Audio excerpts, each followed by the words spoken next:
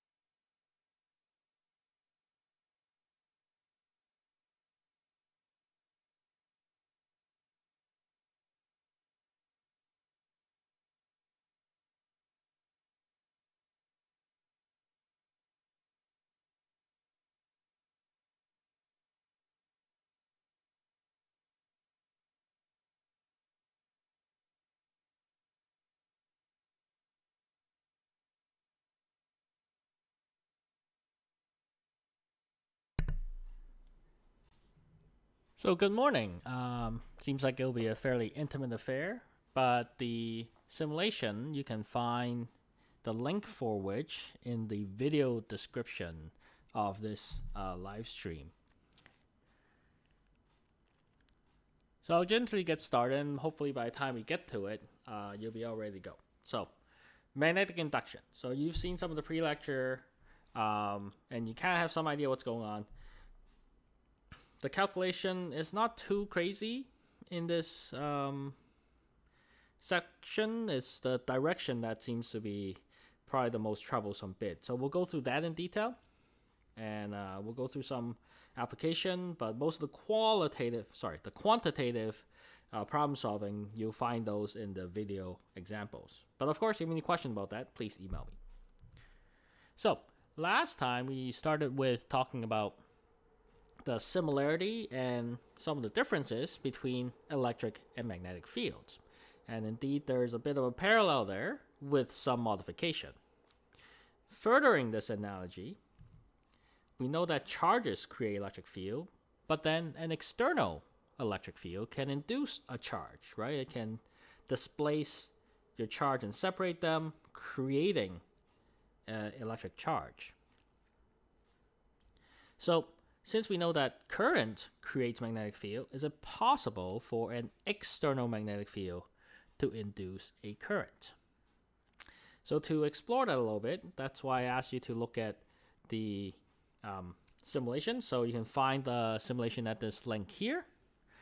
Please go to the pickup coil tab, and then you can use your mouse to click and drag the magnet around and see what you can do to get the light bulb lit up. So here's how it would look like. So the page should look like this when you're there. what we have is we have a coil where we can have some current going through the light bulb that lights up, right? So we can test where the current is happening. And with a magnet, that's providing the magnetic field. So can we use this magnet as we drag it around to create current? So I'll give you 60 seconds to try that out. And when you have tried it out, please share your finding with the rest of the group in the chat. That'd be much appreciated.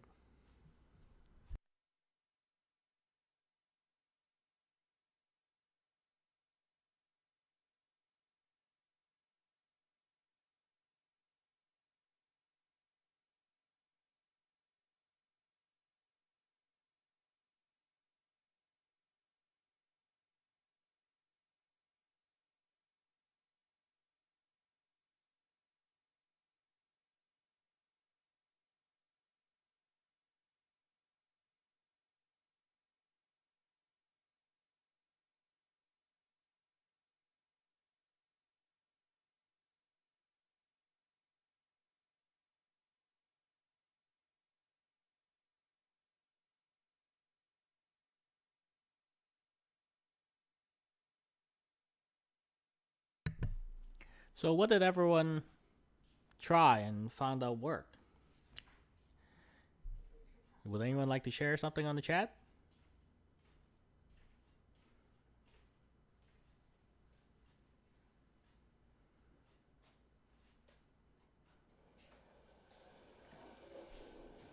Awesome. Thanks, Finn.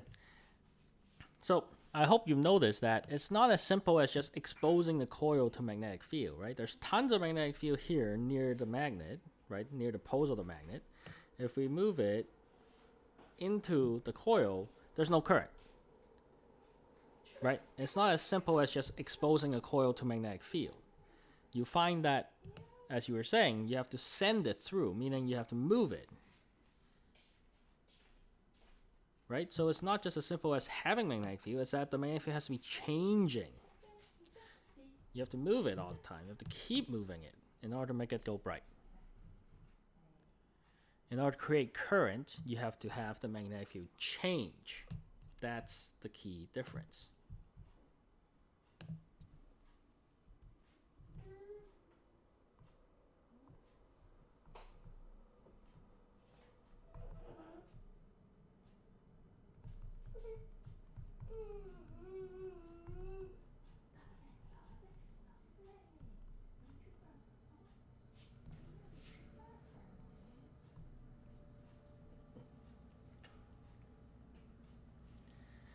Yes, very exactly. The faster you move the magnet, the brighter the bulb lights up. Exactly. And yeah, you have to excuse our surprise guest star in the background. He's just trying to have his meal here.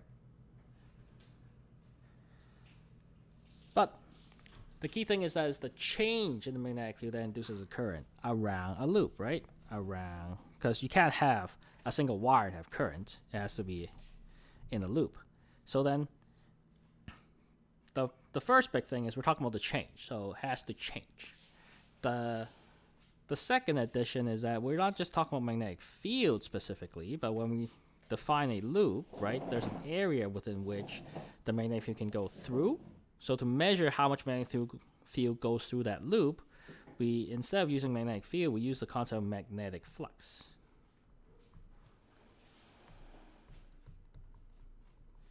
Right, which we alluded to with Gauss's law for magnetism, and also just Gauss's law in general. Right, we talk about to count how much magnetic field goes through a certain area, we use this concept of flux, which is the integral across the entire area of the magnetic field. The dot product is important here because the orientation also matters.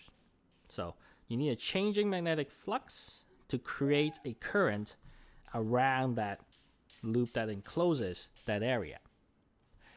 We'll get into the quantitative bit in a couple slides, which is our Faraday's law, but the direction here is probably the most troublesome bit.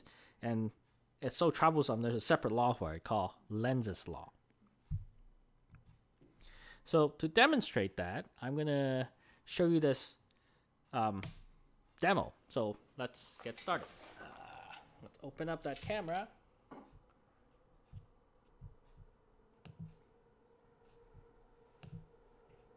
So hopefully you can see me and hopefully hear me okay. So here I have a little demonstration unit here.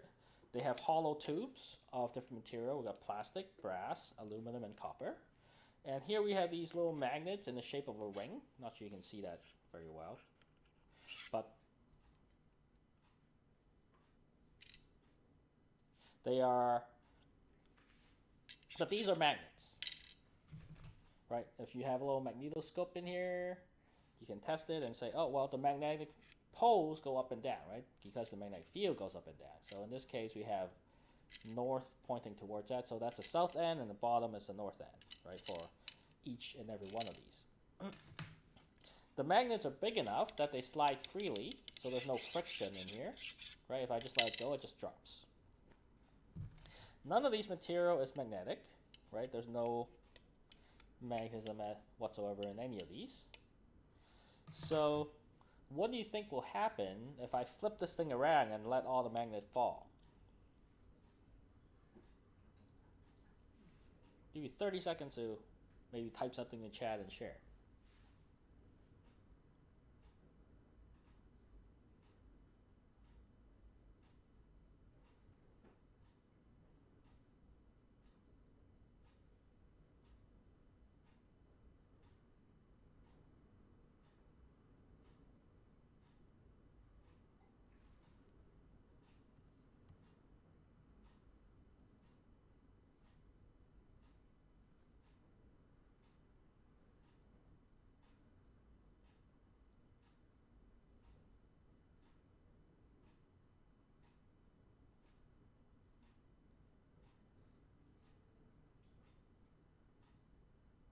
Okay, so here we go. We're going to flip it over, and hopefully it shows up decently well on video. Whoop. I'll do it again, and again, and again.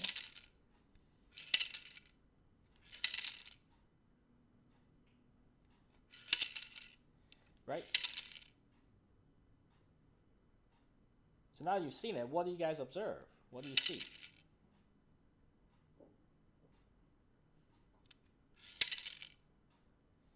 It's not all the same, is it?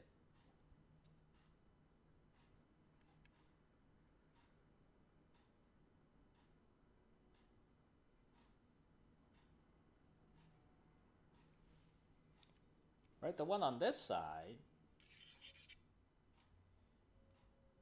which is the copper, seems the weirdest, right? It seems to be floating a little bit, whereas the one with the plastic on here drops right away, just like normal.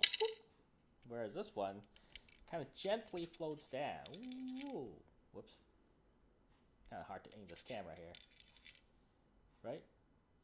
So let's explore what's going on. And this will help us. Yes, and we'll get into that. So definitely more conductive the rod, the slower, the bigger the effect is.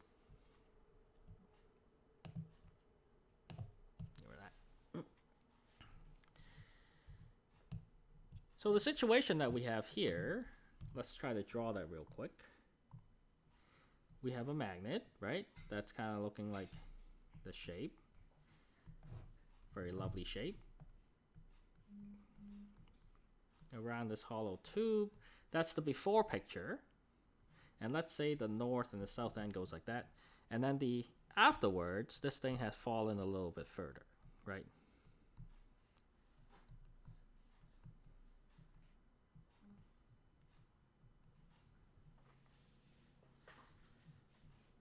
North and south. So as this thing falls, right, that's the change. But where does the magnet come from? These tubes are they aren't magnets, right? But if you look at the cross section of this hollow tube here, it looks like a loop, right? If you cut a little cross section in here, right, it looks like a loop. So you can have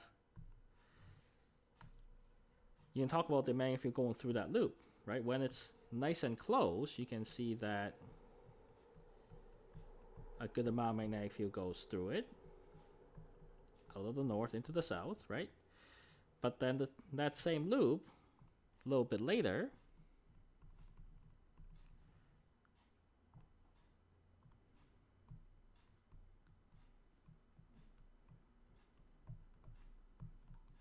will now have less magnetic field going through it.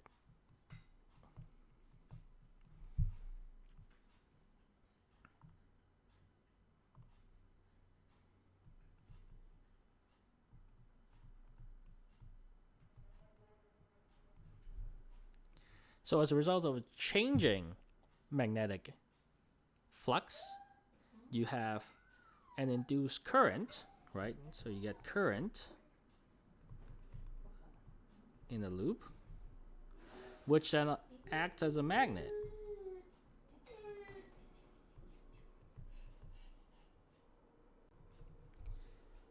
So the tube, as the magnet falls down, we're inducing current in it, so that it acts like a magnet.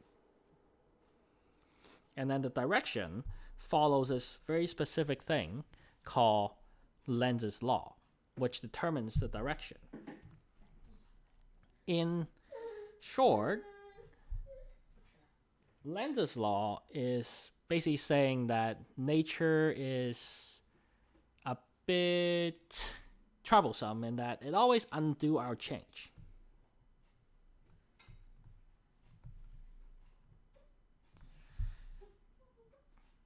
That's one way to think about it, but it doesn't make that much sense to think of nature having intention, right? So it's really not that. It's really more of an argument of conservation of energy, because what you have is you have some change in some external magnetic field, right? Which then creates a current that's induced,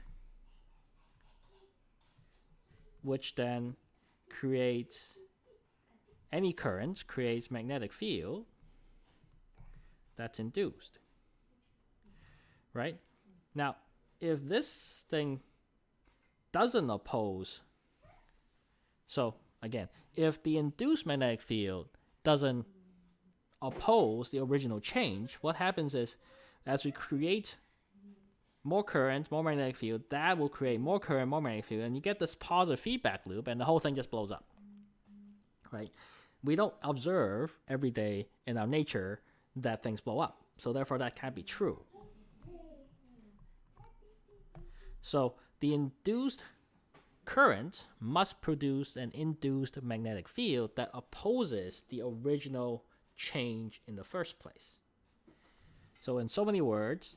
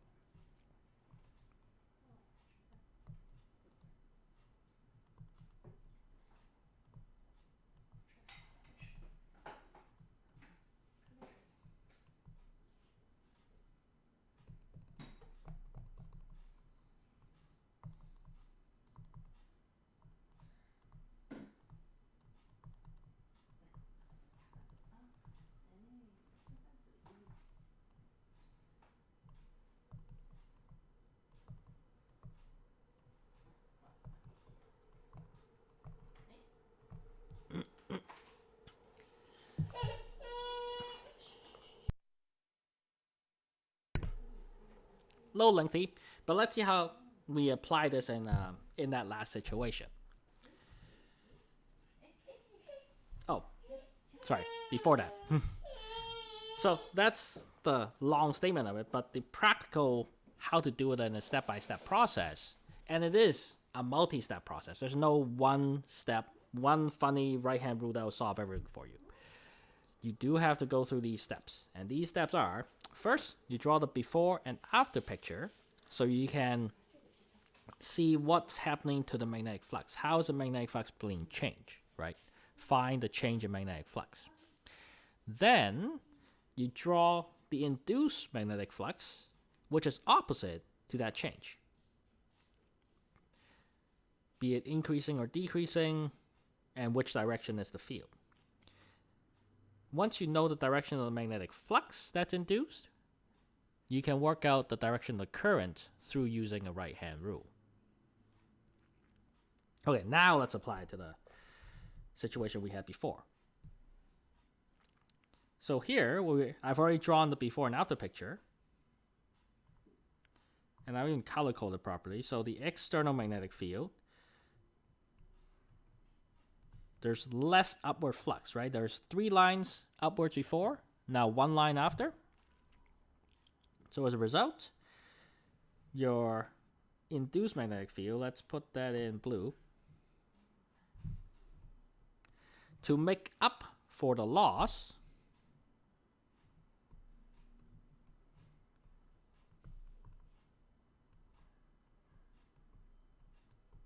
you need to make some more upward field to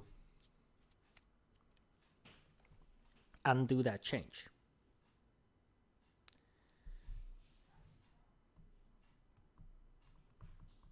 Then by the right-hand rule, for a loop to have the magnetic field goes upward on the inside of it, right? You know that the current has to go that way across the front. So that's the current induced. That's the current direction.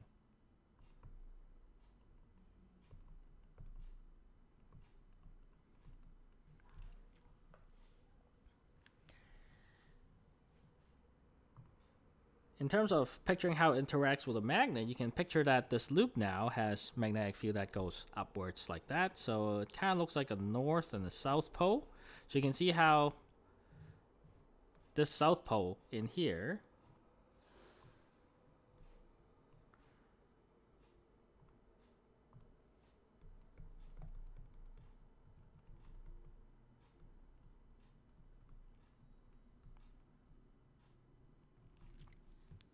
attracts and slows the magnet. Which in a grander scheme, it's kind of undoing or trying to undo the change in the that we had in the first place, in the sense that it's the drop in the magnet that causes all this induction to happen, and so the direction of the induced current is trying to slow that down, to trying to oppose that drop. We can do a similar thing for, say, the bottom, right? So let's look at this loop down here. And this loop over here, right? So in this case, the change here is now you have more upward fields.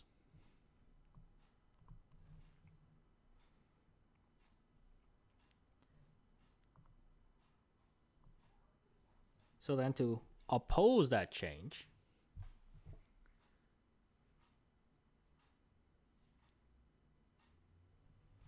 so the donut thing is a magnet, yes, it's a permanent magnet, and it's sliding within a hollow tube. A cross section of that hollow tube acts sort of like a loop of wire.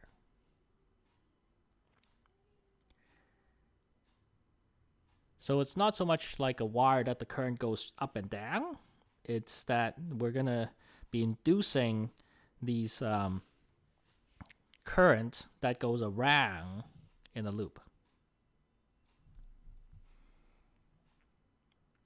So for this bottom example, we follow pretty much the same thing. So then to counteract the fact that we have now more upward flux, the induced magnetic field has to be downwards. And then therefore, right-hand rule tells us that the current has to be this way. And that's how we find the direction of the current.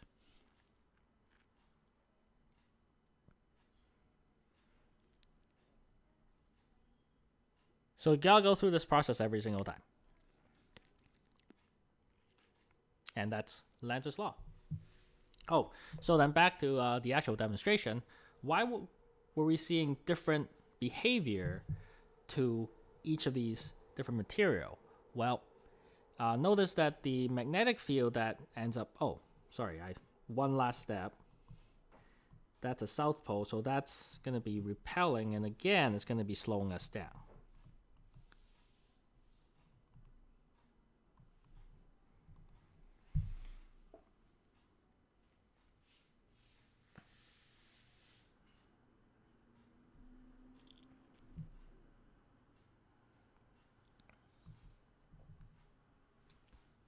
So why was it that the different material have different behavior? Well, you notice that the magnetic field, ultimately that gets induced, which is therefore the strength of the electromagnet, depends on the current that's in that loop. So by Faraday's law, which I'll go through in a second, we know that this behavior creates the same, what we call EMF, which is basically voltage, right? Gives the same voltage, but different material has different resistance. So if you have a higher resistance, you're going to have less current, therefore less magnetic field induced, therefore less magnetic effect. Right? So copper, being the least resistive of the material here, will give you the biggest slowing down effect. Now if we extrapolate this to what happens when there's no resistance at all, well, we have such material, and those are called superconductors. Right? So I will refer you to this YouTube video, whose link is also down in the video description, that shows you what happens when you have a magnet near a superconductive material. Now, I won't show you the whole video because there might be some copyright limitation there, but I'll just show you the quick 5-second main thing here. So here we have this black slab is a superconductive material, and we have to cool it down so it becomes superconductive. This shiny thing is a magnet. So what happens when we put it on?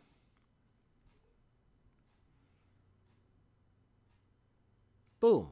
So you see that basically, because there's no resistance in this material, for any drop, right, it generates as much current as necessary to make the magnetic field that completely opposes the movement of the magnet.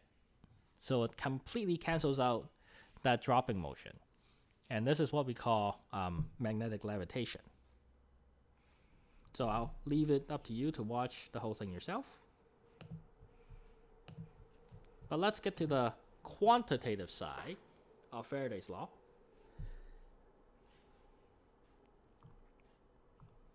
So we're saying that it's the change in the magnetic flux that matters. So you have to find the magnetic flux, but then find the time derivative of this thing. You can have more than one loop, so you can introduce this thing, this n here, which is number of loops. Then you put a negative sign in to remind you of the direction, but really you have to do the direction with the whole process with Lenz's law. And that whole quantity ends up giving you this thing called EMF. Now, EMF is a historical misnomer, right? That stands for electromotive force, but it acts nothing like a force in that it makes things accelerate. So that was before we knew what it was. For our purposes, you can treat it as a voltage. The unit is still in volts, everything, you can just treat it like a voltage. It's a small, subtle mathematical distinction you can make, but it's not really important for our purposes. So EMF, voltage, you can say is the same thing.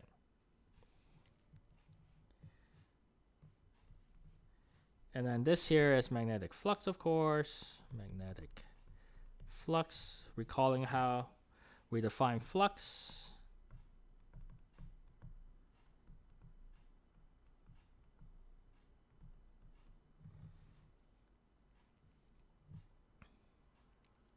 It's the amount of magnetic field that goes through an area. So the direction also matters. That's why there's the dot product, right? You do exactly the same. So here's the surface, and then here's some dA, which has a vector perpendicular to the surface, and then you do the dot product between the magnetic field that's through that point, etc., etc. So just like how we did electric flux, you can have magnetic flux. And we kind of went through that when we did Gauss's law for magnetism.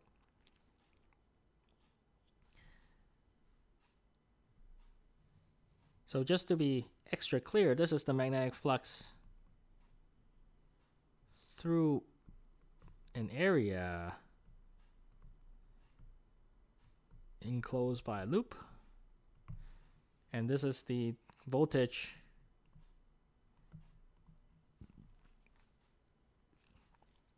around a loop, around that same loop. Now, you might be kind of confused as to why, if you go around the loop and get back to the same point, why do we get a voltage? Shouldn't that voltage always be zero, according to Kirchhoff's loop rule?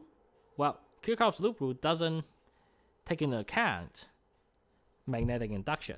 So this is a new thing, that when there is a changing magnetic field, you will in fact get these non-zero voltage, quote unquote, around a loop.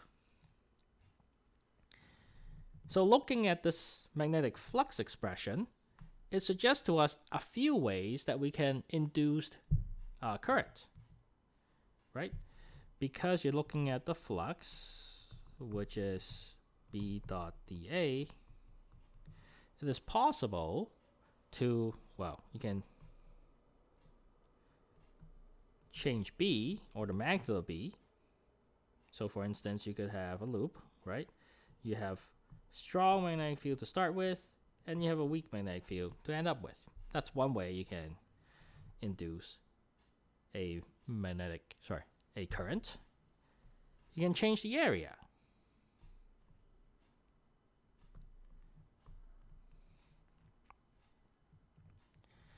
Like the total area, by having a field,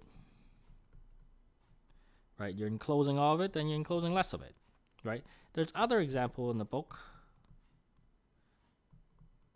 that are similar, but a little bit different, right? You can actually have a loop that is moving into a region, so more of the area of the loop actually goes through the magnetic field. That's another way. Put another way, you also have these cases where you have a loop on a rail that's moving forward, right? And now the actual loop part has less magnetic field enclosed. And those are basically what we call motional EMF. So I'm not going to go through motional EMF separately directly, because it's basically just another way of looking at Faraday's law. But then the last bit that might be a little more subtle, but equally important, is this dot product, right? The dot product will depend on the orientation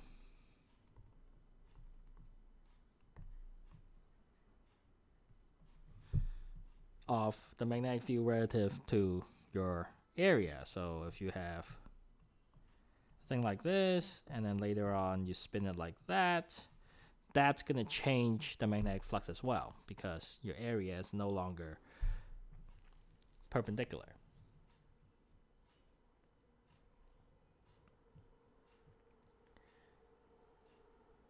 So don't think of Lenz's law as like an equation, right? The Lenz's law is a whole set of procedure that gives you the direction of the induced current.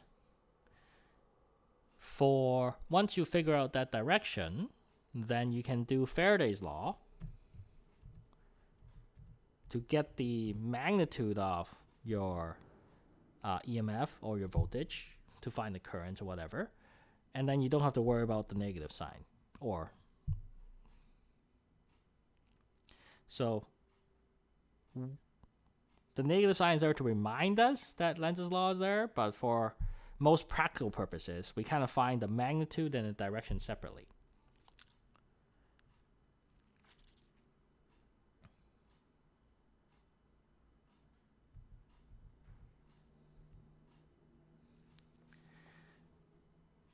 So there should be video example of each of these possible ways of changing the magnetic flux, and I'll leave it up to you to watch that. But of course, ask me if any questions by email or whatever. One more extension we can do is to look at voltage, right? Remember voltage, delta V is equal to negative dot dL. So in this case, we can modify our Faraday's law, right? From this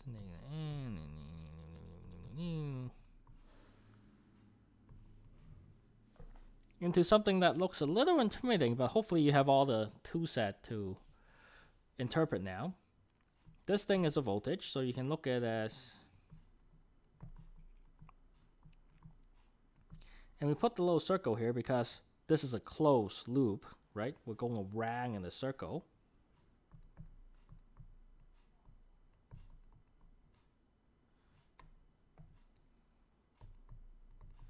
Be even more explicit here.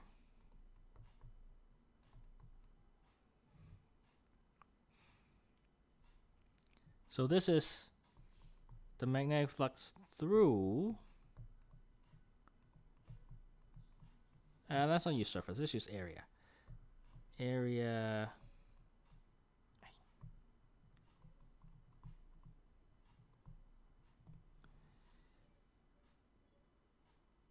enclosed by a loop, and this is taking the loop integral, much like how we did for Ampere's law, around a loop.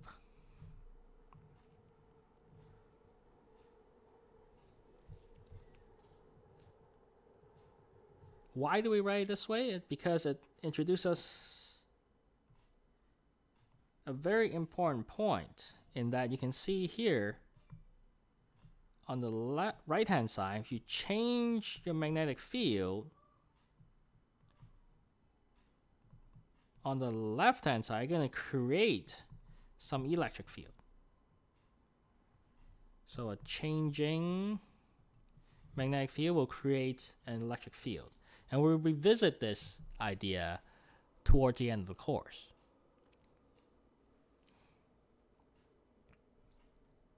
Which is a very subtle but important way how electric and magnetic field relates to each other.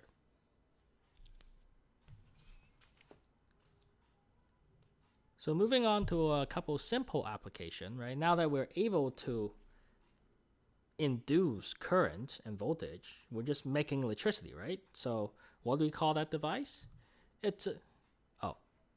And we call them generators, right? Of course, you could have a rod on a couple rail and a U-shaped thing and just keep moving that, but you're going to run out of space eventually, right?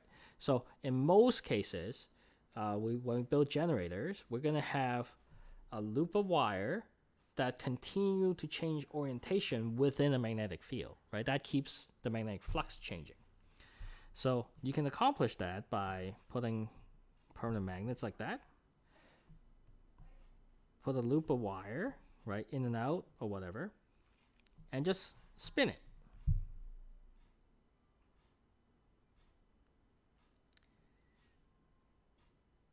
Right, that way the magnetic flux continues to change within it. In fact, you have, with the dot product, you get a sine or cosine, a sinusoidal dependence in any case. So your E or delta V, right?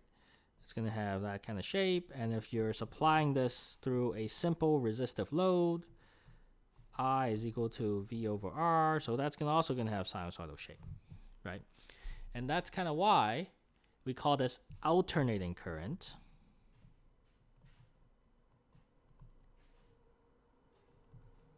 Or AC for short. And so in most generators, like a hydroelectric dam or wind turbine, right, we have things spinning because they just spin in place. They don't need lots and lots of space in order to keep on making current.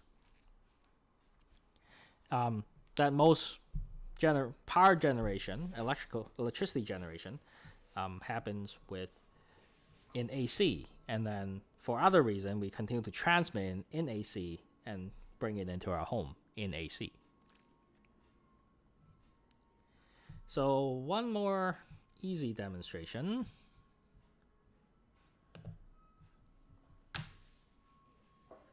We have a little light bulb, little hand crank generator, not probably powerful enough for use for emergencies, not that we're in one. But if you just hand crank it like that, you'll see that it lights up, just like a light bulb. Ta-da! It works, right? But then the other thing I want to point out is that look at this arrangement here. Look at this arrangement here. Does that look similar to something else we've seen fairly recently?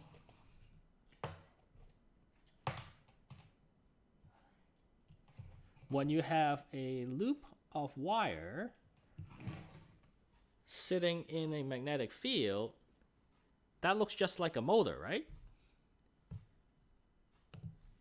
And in fact, you can think of a generator to be the exact opposite of a motor. Right? A generator changes mechanical energy because we're cranking it to give us some electricity. Whereas a motor, we supply it with electrical energy and it turns and gives us mechanical energy. So you can totally just hook up another hand crank generator with my other one. I know it's a little tight here, but if I crank this, then the generator acts just like a motor.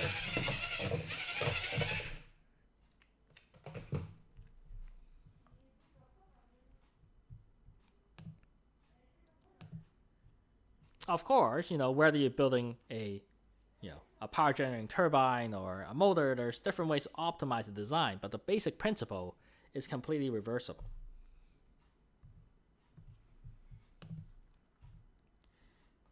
This brings us to this idea of a motor back EMF. You might have heard this term.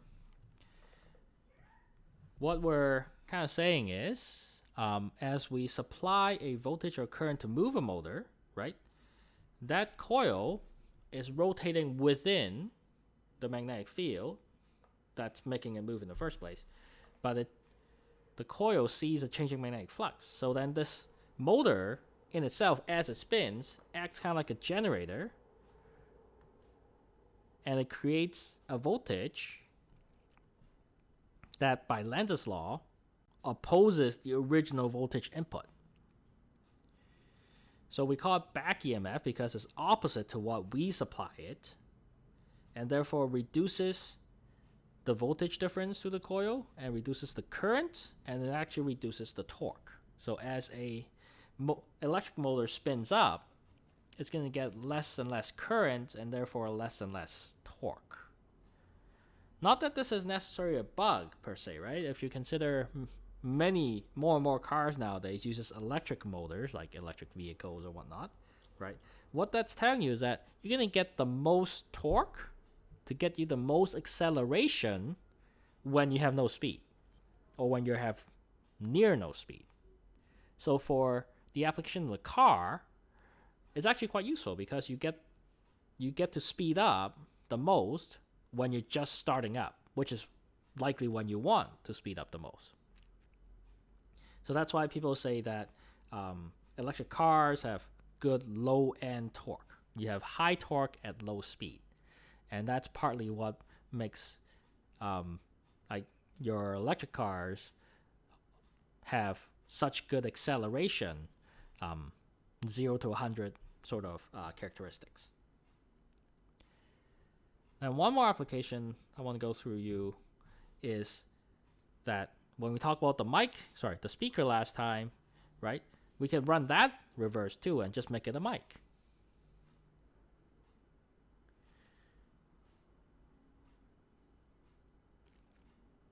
If you want to accelerate at the same rate, then yes. So you would have, if you want to continue to accelerate at the same rate, you need to maintain the same current. Therefore, you need to supply it with more and more voltage as you go.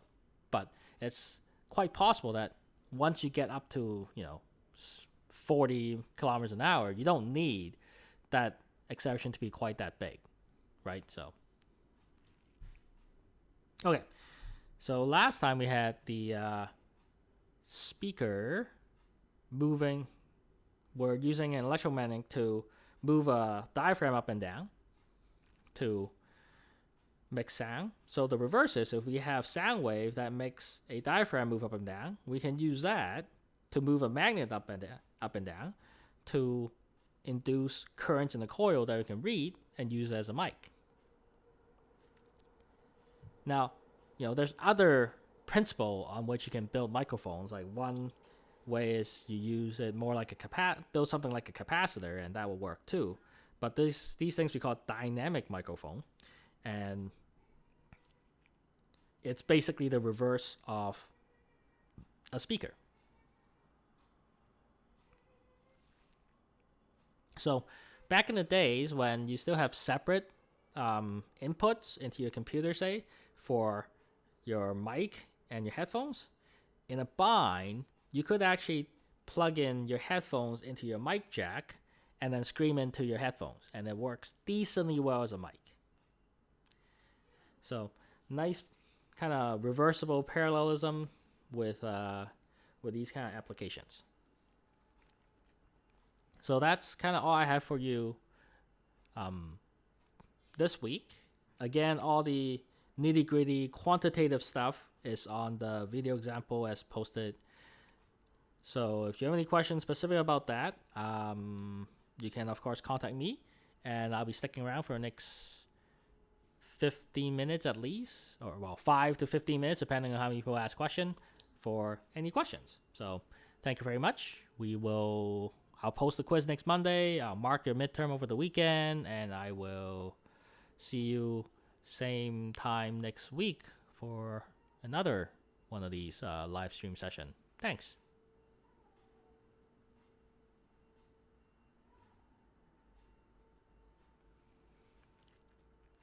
Open to questions. Anything?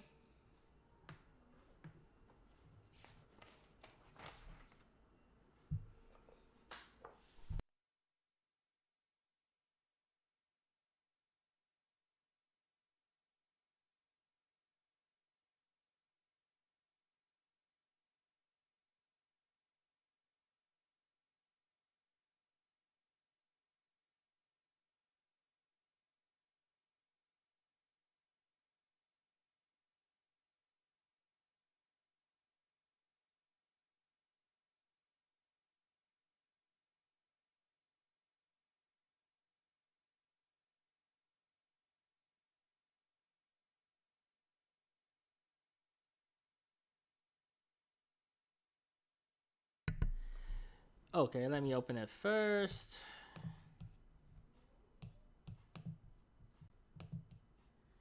These are the sapling questions we're talking about. I don't know.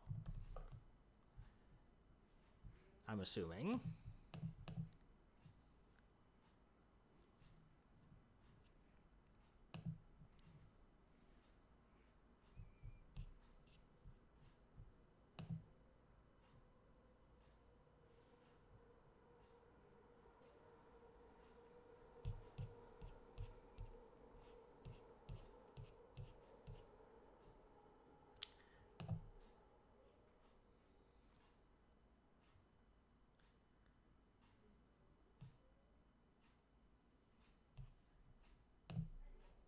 Question number 3.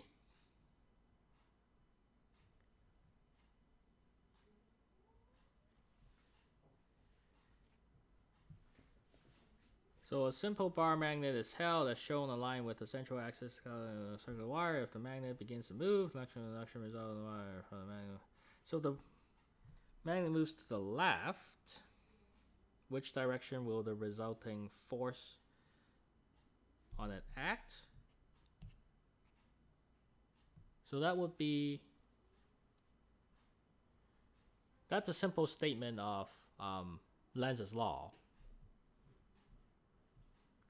Because if it moves to the left, then the force will go to the right. I mean, you could go through the entire process, right? Let's see.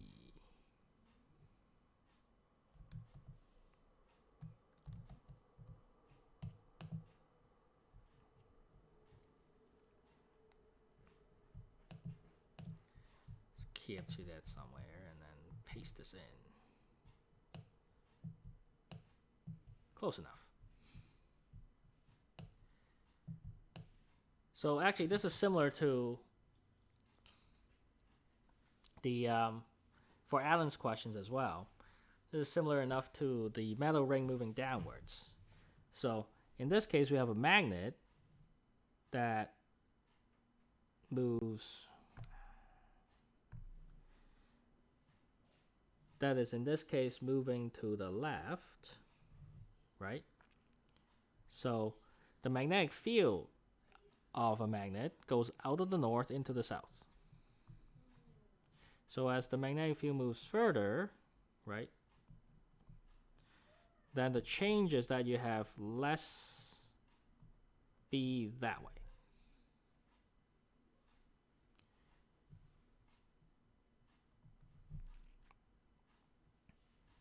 And because you have less B that way, you're going to be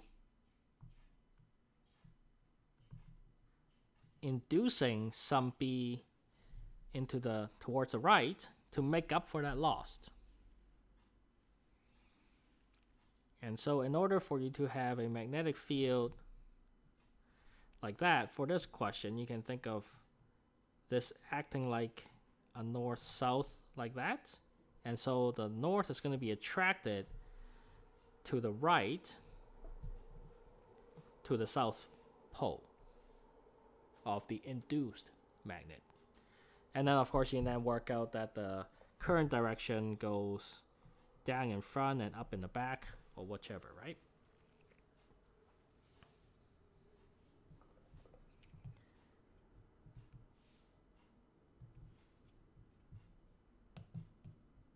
Then 10A.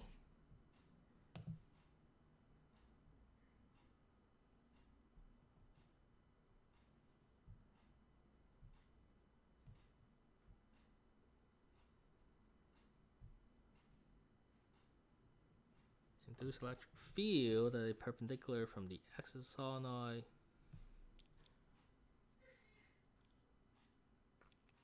Right, so this is coming to work with that other form of Faraday's law that involves that loop integral with the electric field. So because we're dealing with a very long solenoid, right, we are basically given that the magnetic field inside across the whole face has the same magnitude. Of course, it changes in time, maybe because the current that's driving it changes in time. So that gives us the change. But the, let's do that again.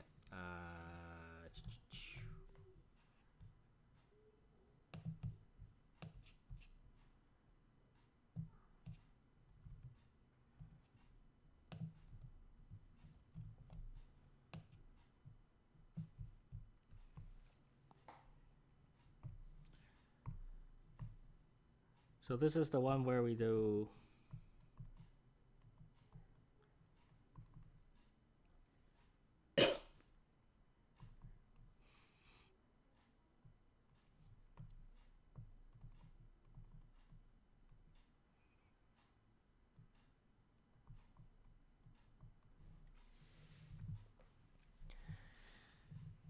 so this is talking about how B is independent of which point. Say this is the cross section of the solenoid, right? If you're here or here or here or here, they're gonna have the exact same magnetic field, even though it changes in time. So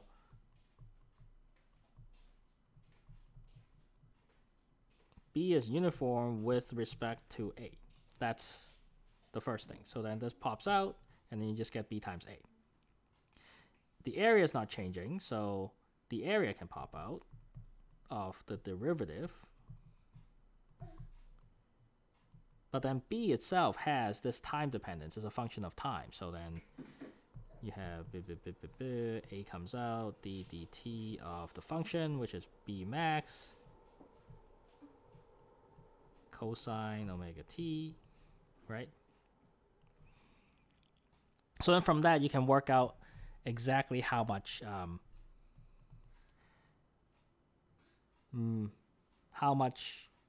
current or EMF is being induced.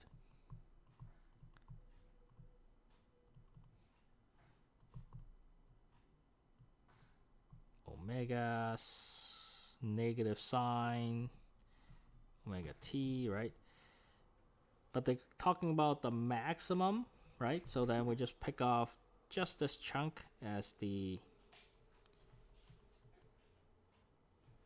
epsilon max, right? Because your sine is going to go boom, boom, boom. We just want the maximum, so the amplitude, so to speak. So that gets us that value. Then on this end, you notice they have a loop integral. So to draw a loop, we're concerned with, here's the center, we're concerned with a point right there. What is the electric field? So to obey the symmetry, we draw a loop that's a circle of that radius around that loop. And by symmetry, we argue that E is going to be around the circle. It could go clockwise or counterclockwise, depending if the B is increasing or decreasing. But in all cases, you once again, just like Ampere's law, we make all these simplifying thing where E is parallel to dl, and then you get E is uniform or same for every single point. So then this just becomes E times the length around, which is 2 pi r, r being this number here. So then you take all that and you just find E. So hopefully you can do that.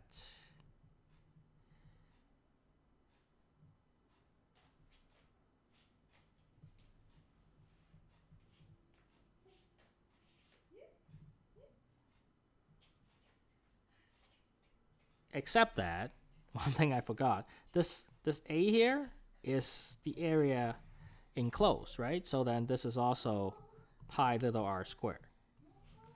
The difference with part B is that now we want a point somewhere out here, outside the solenoid, so then when you do the whole loop integral, right, you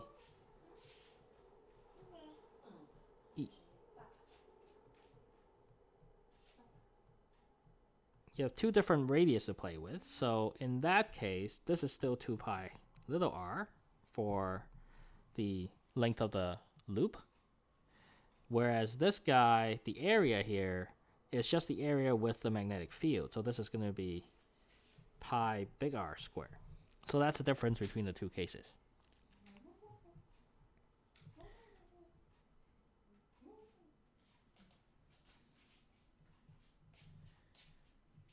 And then let's quickly do 11, and if you still have questions, please let me know. And also, Alan, let me know if I've kind of answered your question yet.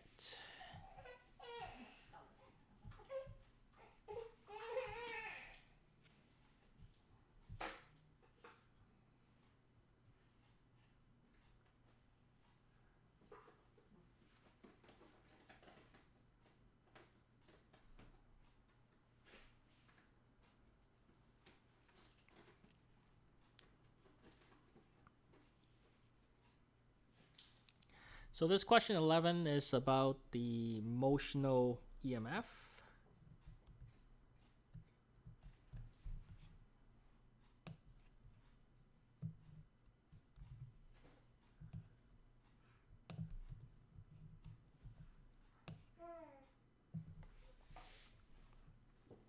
So what you're saying is that you have a big long rod. You're moving at some velocity, perpendicular to the rod direction.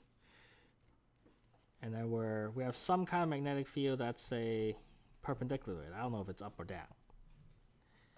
And in the end we have a certain voltage develop across them. So in a way, it's sort of like the Hall effect. It's just that we're now moving the wire perpendicular to the wire itself and not having the current move the charges along the wire. But it's basically the same thing. Because what you have is for any particular charge inside, right? You have QVB, that's your magnetic force, right? Which eventually pushes things along, right? The force in this case, let's treat them as positive charge because it doesn't matter. It's going to cancel out, right? Bah. Boom, boom, boom. So then the force be upwards, right? Let's say this is positive. That's your FB, right? And then you can start building up a bunch of charges on top, right? Which then creates an opposite electric field because now you have a collection of, say, positive charges up top.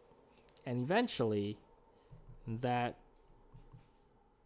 B going up would equal your FE going down. So then your FE going down is Q times E, where E is given by V divided by L.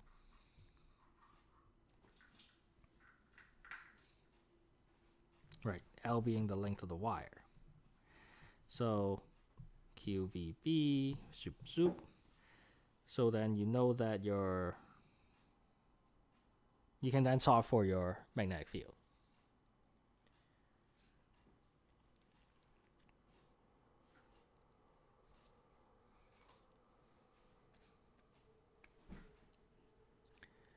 So Alan, are you still there?